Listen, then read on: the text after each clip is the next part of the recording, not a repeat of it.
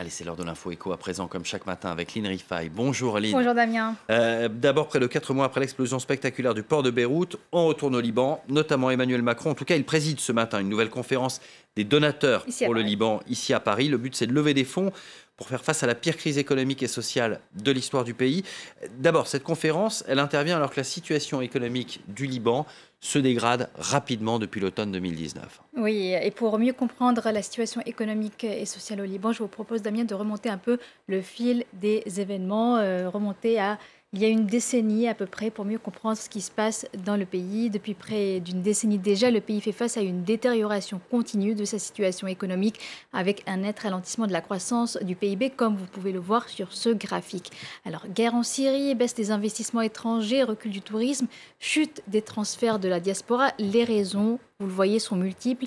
C'est dans ce contexte que démarre en octobre 2019 un vaste mouvement de contestation sociale. Damien, des millions de Libanais à travers le pays manifestent alors contre la classe politique qui est accusée de corruption, de mal gérer les ressources du pays. Ils demandent aussi une amélioration de leurs conditions de vie. À partir de là, la situation va se dégrader très rapidement, faute notamment d'une réponse politique rapide à cette crise.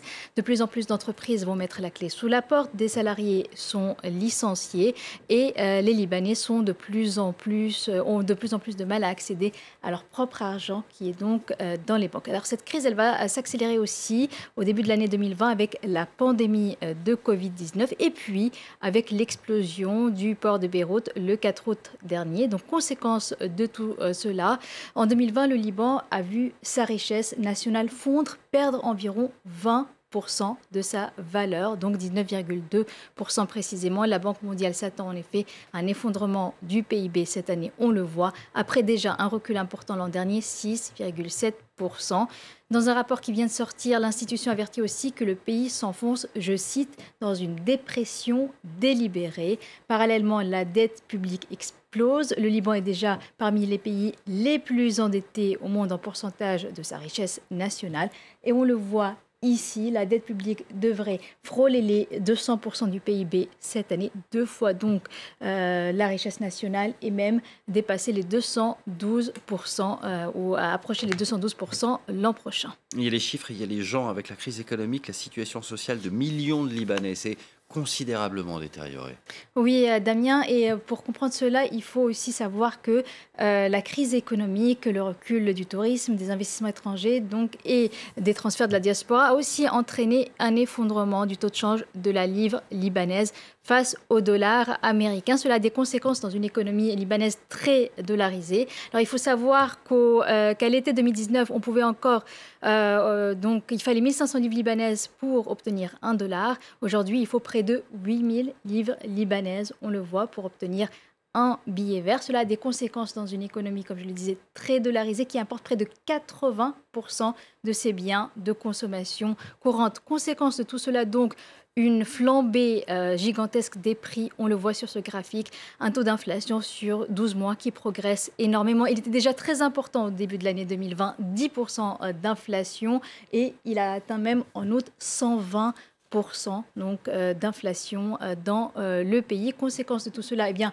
le pouvoir d'achat des Libanais fond comme neige au soleil. Ils assistent à une valse continue d'étiquettes. Ils voient s'accumuler les zéros sur les étiquettes et cela entraîne aussi une progression de la pauvreté. Désormais, près d'un Libanais sur 2 vit sous le seuil de pauvreté. Bon, alors comment est-ce qu'on sort de cette situation? Il y a donc cette nouvelle conférence des donateurs qui se tient à Paris. Quels sont les besoins financiers du Liban?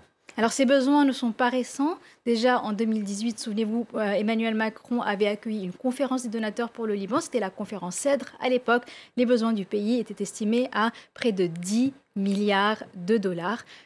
Des réformes avaient été exigées de la part du Liban. Ces réformes n'ont pas été menées. Aujourd'hui, les besoins sont beaucoup plus importants parce qu'entre-temps, la crise économique et financière s'est aggravée. Et puis surtout, il y a eu l'explosion du port de Beyrouth qui a entraîné aussi des pertes directes et indirectes estimées à plus de 8 milliards de dollars. Donc aujourd'hui, on serait autour de besoins qui seraient situés autour de 20 milliards de dollars au moins pour faire face aux besoins du pays. Mais aujourd'hui aussi, les donateurs internationaux et les bailleurs de fonds ne sont pas prêts à donner un chèque en blanc au Liban. Il y a des conditions, il y a des obstacles. Parmi les obstacles au déblocage de l'aide internationale, il y a d'abord la classe politique, désavouée par une partie importante de la population qui l'accuse de corruption. Il y a aussi le retard dans la formation d'un nouveau gouvernement après la démission en août dernier du Premier ministre Hassan Diab, qui d'ailleurs n'était pas au pouvoir depuis si longtemps que ça, donc beaucoup d'instabilité politique. Puis l'absence de transparence dans les comptes de la Banque centrale qui a pratiqué pendant des années des taux d'intérêt faramineux, insoutenables. C'était pour attirer les capitaux dans le pays, mais au revers de la médaille, ça a entraîné aussi un schéma de Ponzi. Il fallait payer ces taux d'intérêt, donc il fallait trouver les ressources pour cela. Aujourd'hui, le pays est à court donc, de devises internationales, de dollars notamment. Et puis, ce qui est exigé aussi, notamment par les bailleurs internationaux, c'est une restructuration du secteur bancaire, ce secteur bancaire donc, accepte, prenne en charge une bonne partie de la dette, des pertes, mais cela donc, ne semble pas prêt à intervenir tout de suite. Le secteur bancaire donc, est vent debout contre cette proposition. Donc aujourd'hui, ce qu'on peut attendre, c'est peut-être une aide directe, une aide humanitaire pour le Liban, mais l'aide réelle qui permettrait donc de sortir le pays de la crise pourrait prendre encore beaucoup plus de temps, le temps que ces réformes soient mises en place. Voilà, et ça ne se sent pas pour demain. Merci beaucoup, Lynn, pour cette info écho. On vous retrouve tout à l'heure aux côtés de Pauline Pacard